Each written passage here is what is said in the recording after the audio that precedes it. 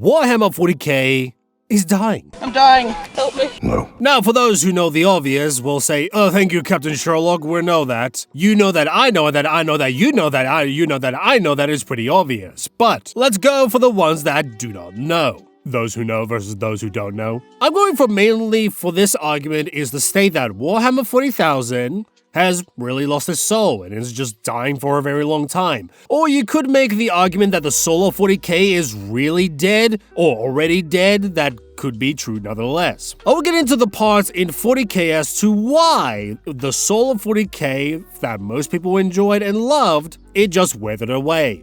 Or sometimes it feels like the reason that you joined 40k in the first place is no longer there. So, let's start with the main part. You can't escape me!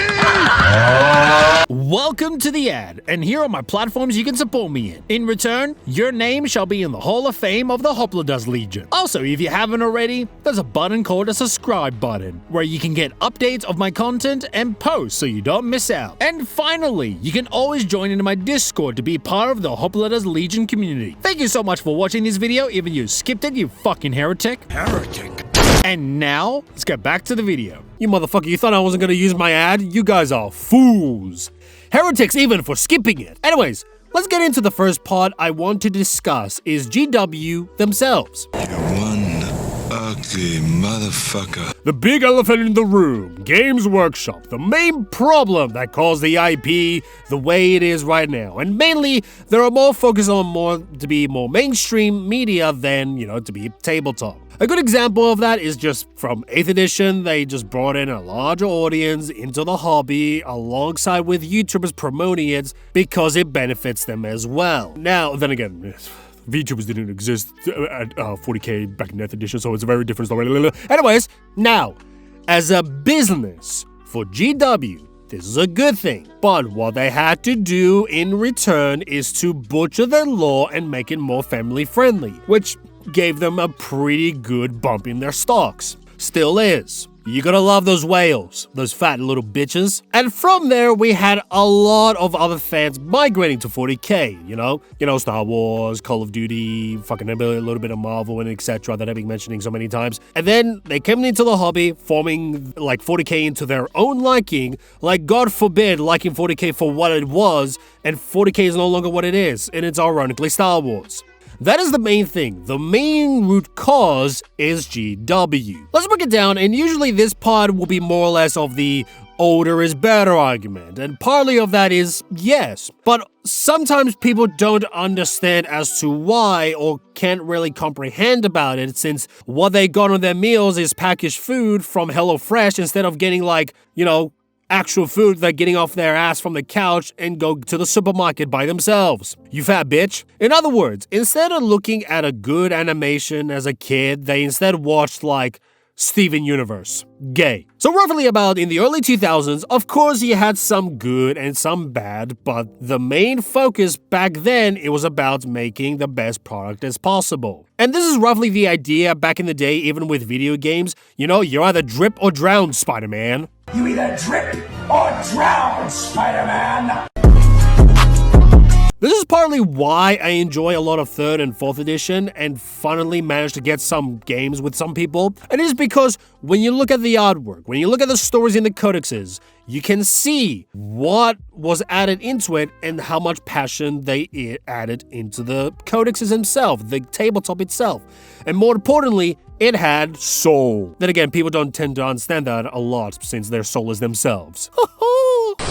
Now, I know there are people who are artistic with their awareness of a goldfish. Yes, the idea of the codexes are written on more of hyperbole because the idea behind it was to convince you that this is the coolest army that you should get, and here's my reasons why. Oh, look how cool badass they are. This is why you should get a Necron's army. I even explained this in my video of why Warhammer 40k fans exaggerate the setting. But mainly, it's the showing an idea of how someone the Terminators that are almost nearly invincible. Meanwhile, in 10th edition animation and some other stories where the Terminators go against the Tyranids, like in the first Tyrannic War, they get fucking obliterated. So from there, you can see it's more hyperbole, but then again, I have to explain this part because some people are special Retarded. and can't put 2 to 2 together and thinking all things go in the square hole. It goes in the square hole.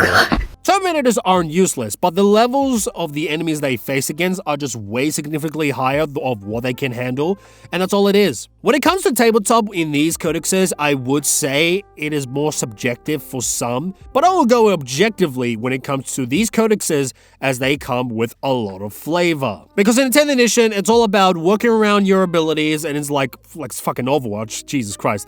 And then every time you do the shooting, the fighting, it's all about who has the strongest toughness or who has the strongest strength. And then just roll dice and see what happens. Just pure luck. And for stratagems, most of the time you will just use like rerolls and Overwatch when it's needed. That's it. You know, you don't really collect stratagem points just to get something more expensive, even though it's just mediocre at best. But with 3rd and 4th edition, for some it may take longer, but with that, I would argue it's more of those who never play these editions or never play tabletop until they get used to it. So when they get their first impression is that, or seeing the codex with so many things and they can't read 5th grade level writing, thus they think it's complicated. For me, I'll stick with 3rd edition because that's the one that I mainly played and found some really cool stuff.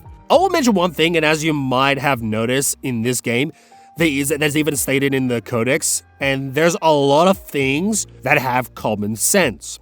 Like, you know, the portion behind cover, you could just hide like this if you have your model like that. Or if there's a tank that it was destroyed, that becomes a new layer of cover. And then again, like, if there was a tank there anyways, it's already cover for you anyways. And it's just more of, it's a movable object now. And then there's some areas like, who can shoot, who cannot. And if there's a certain range of a Space Marine in fighting distance combat, they can shoot their bolter and all that. And all the types of fields of view and all that. I personally like it because it adds a little bit of common sense and it actually challenges my brain to think more. And if I see an opponent doing something cheeky, this tactic will be assimilated into my thinking.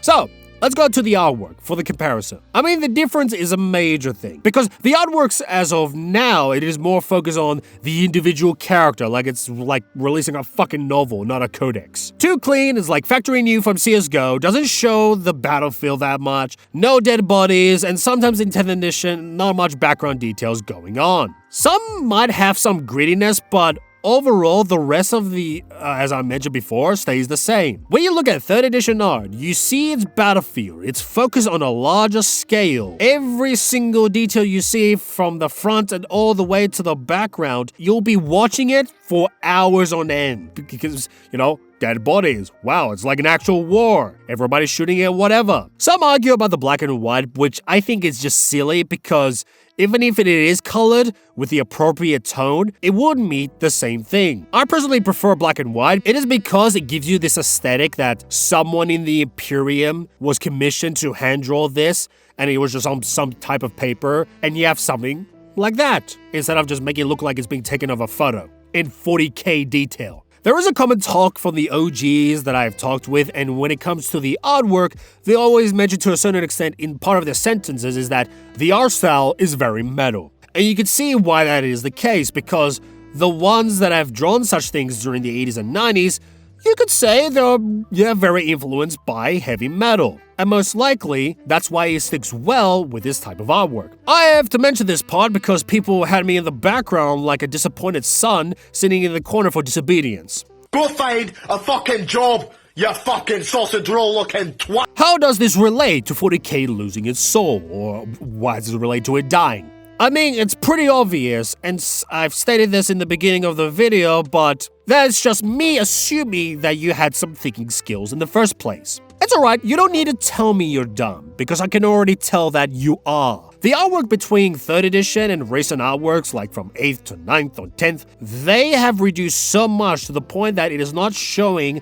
big-scale battles. It's not showing the threats and the seriousness of devastation, but instead, they are showed as, I am the main protagonist. This is the main story. Look how clean armor that I have, and I just look so cool. My dick is so big.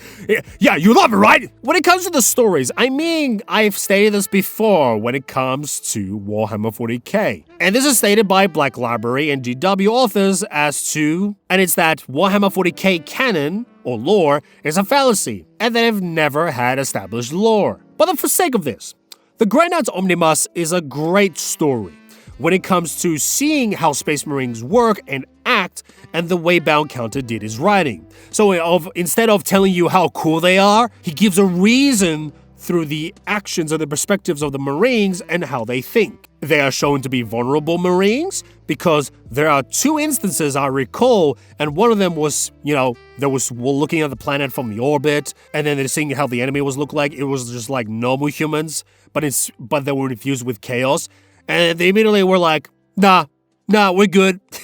Because they know they can handle a good chunk of them, but they won't be able to handle all of them, more or less. So they're really good fighters, but, they don't have the sufficient numbers, or they just can't fight them off in general. Another scene involved with the Heretic Guardsman, where he had a modified lasgun that goes in stitch patterns, and the first Grey Knight that entered the building almost fucking died. He almost killed him. But of course, it eventually killed him. But that is the scene to show that there was a Grey Knight that, would have been dead by a modified fucking lasgun. I love people when they underestimate the Imperial Guard with their lasguns. I'll tell you that only. Those are the scenes to show how tactical and vulnerable they are. And I am just like, perfect. Yes, finally, some conflict, some vulnerability. Not fucking even... Now, you have the infinite and divine. What the fuck is that? Whew. Alright, bitch. Okay. This whole book, the way it's written, is just a pure laugh fest. Oh, planet going off? Time to move on! And fight each other like fucking old men.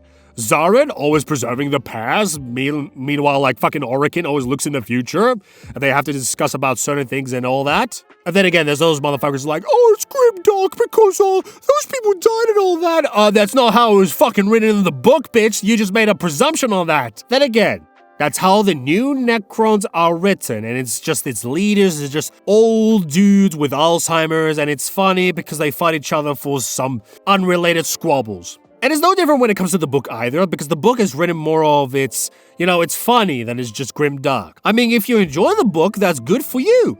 At least it proves GW they got what they wanted to cultivate their certain audience into it. And you're just one of them. Don't ask questions. Just consume product and then get excited for next products. I mean, I got motherfuckers using this and thinking this is grimdark. That is why I always state, yes, it might be a good book, but is it a good grimdark book that GW always tries to claim every time? No, not really.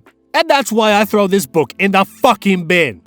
Know your fucking place, trash. And again, just like the new Necrons, you just had a dementia and then forgot what I mentioned from the beginning and not paying attention, you ADHD-driven bitch. You see, it's about time for someone to beat the game while under the influence of dementia. How does this relate to Warhammer 40k losing its soul and dying and all that? I mean, it's obvious, but you just couldn't tell. You don't have to tell me, I know. It's like you sing something blurry and you say it's blurry, and it's pretty fucking obvious you need glasses, you blind bitch. When it comes to the story, in current stories, it is written more for, let me tell you why this character is cool. And most of the time, characters tend to be bland. There's no such thing as struggles, no threats. And if there is, it doesn't mean much either. And it's just like a bunch of nothing more or less. Of course, a cultural war does affect into this, like the woke and all that, aka fucking Mike Brooks. But when you look at older stories and even popular ones that most people know of, like Eisenhorn, Gaunt's Ghost, Grey Knights Omnibus, Caiaphas Cain, and even the Storm of Iron and maybe the Black Sky and Dead Sun story, most of them originated from the OG Warhammer 40k, roughly 3rd until 5th edition, more or less. So that's early 2000s until before 2010s. And you say to yourself, why is that? Because back in the day, they were written as quality best written products. Meanwhile, in recent times, while Black Library authors has about 60 of them, they just write them out of quantity. And this is the main point that I'm trying to make. Today's Warhammer 40k is all about a product for the sake of a product. Meanwhile, in older Warhammer 40k, at least they had the fucking decency to make a good product that can last for a very long time. I don't recall anyone saying from my experience that 8th, 9th, 10th edition art was memorable. Most of the time, I always see people talk about the John Blanche artwork or the other artworks that was made by artists back in the day that stood to the test of time.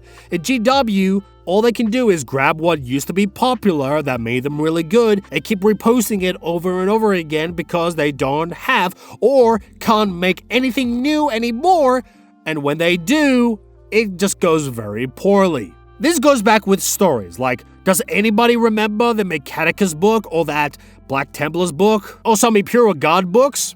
No? Why is that? Partly is because, of course, the obvious DEI stuff added in, but mainly, the stories aren't that interesting. The characters are bland and there are no stakes. Because of that, it is just not that memorable. Even on tabletop, I don't think people will remember, some amazing abilities or skill that you just pull out. It's just gonna be remembered for, well, time to play fucking parking lot.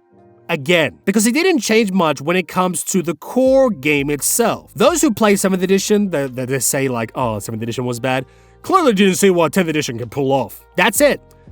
One had a purpose and a soul into their product, and the other is just soulless and bland for the sake of being 40k, and sadly, people will just take it at face value and just be like, I love it so much because it's 40k and nothing more.